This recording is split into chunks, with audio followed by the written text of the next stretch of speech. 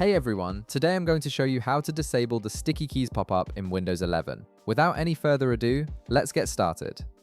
First, make sure your Windows 11 computer is completely loaded up and ready to use. Once your PC is fully booted and you can see your desktop, you're ready to begin the process. Now, to disable the sticky keys pop-up, start by locating the Windows Start menu in your taskbar at the bottom of your screen. Instead of left-clicking on it, right-click on the Start menu icon. This will bring up a context menu with several quick access options that allow you to navigate to important system settings more efficiently. From the list of options that appears, click on Settings. This will open the main Windows settings window where you can customize various aspects of your operating system.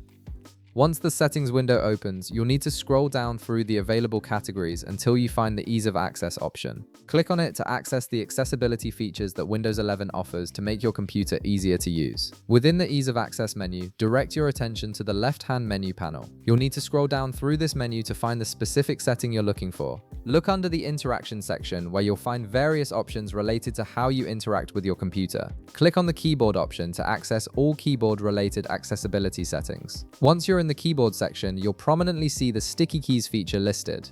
This feature is designed to help users who have difficulty pressing multiple keys simultaneously, but the pop-up can be annoying if you don't need it. Simply locate the Sticky Keys toggle switch and turn it off. This will immediately disable the Sticky Keys pop-up from appearing on your screen.